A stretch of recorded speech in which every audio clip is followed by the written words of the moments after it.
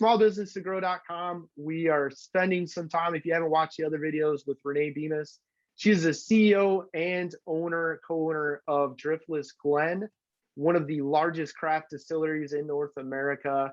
And Renee, so if you haven't watched the other videos, this is the production of alcohol. So there's manufacturing, there's sales, there's marketing, there's advertising. There's an 11,000 square foot front of house restaurant and bar with high-end cuisine, all of these things. Baraboo, Wisconsin, right by the popular Wisconsin Dells vacation area.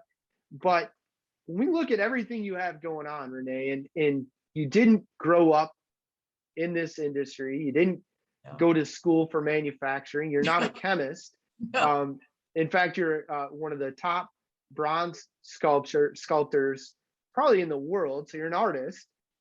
But here you are, you're making whiskey, you're making vodka, you're retailing olive oils and infused vinegars. You've got 50 some employees at any given time, a few thousand barrels in rick houses of alcohol. What have you learned as far as, like, what are your top 3 must do's in business, and then what are the top 3 don't do's? So thank you for having me on. Top 3 must do's.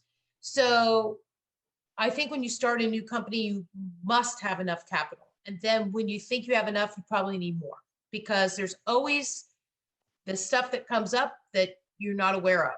And I think the old rule of thumb was to have 3 months worth of capital or something to keep you going, but not in our industry. Our industry, you need years worth of capital because you have to age your spirits. But you need to have enough capital so that you can make the best decisions for your company, not on the fact that you're trying to keep your doors open.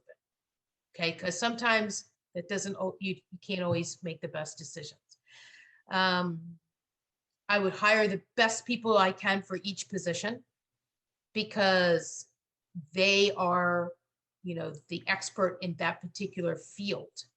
So when you hire those people, then it allows you to do what you need to do, which is be the person at the top overseeing certain things, and you're listening to the experts. You're not trying to be the expert in everything, because you can't be. You just can't know it all. I'd have a great business plan to start with.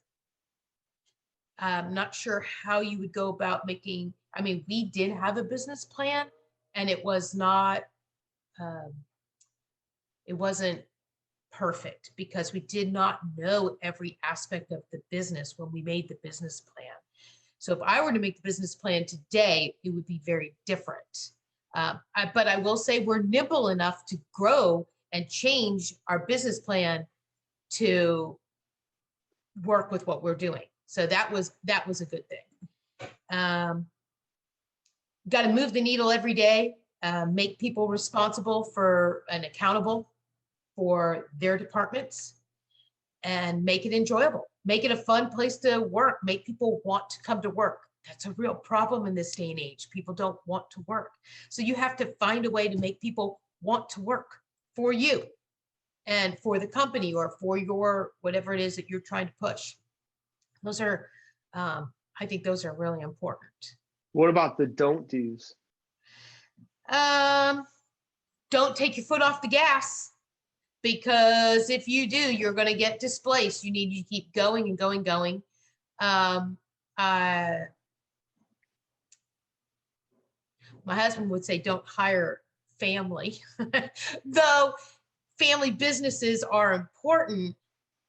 Family also causes, internal strife and struggles and stuff like that. And don't forget where you came from, because if you don't forget where you came from, you can always keep growing. When people forget, they lose sight of other people. One of the things that people talk about with our government, they say that they don't understand, that they don't know what the average American person is feeling or doing or whatever. They're out of touch. You need to stay in touch with your clients, with your clientele or your customer. You need to understand what they want, what they're looking for, and try to provide it at the best price. So there again, there's some must do's and don't do's by Renee Bemis at Driftless Glen. And this is advice, and this is why we're doing these videos, is to give you a wheel. You take the wheel, put it in your business and get rolling. And this is somebody that owns and operates a business that has distribution in 26 states, a couple countries, 11,000 square foot restaurant. They do millions a year in revenue. They survived COVID.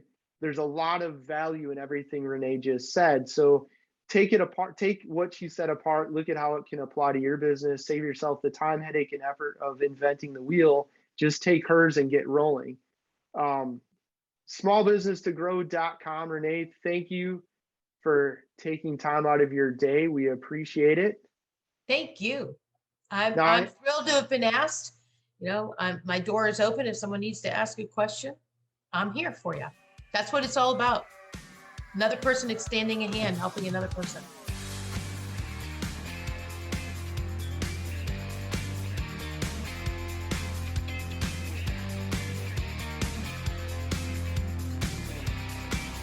If you like our content, be sure to subscribe to our channel, leave us a comment below. Also, be sure to check us out on your favorite podcast provider. See the links in the description below.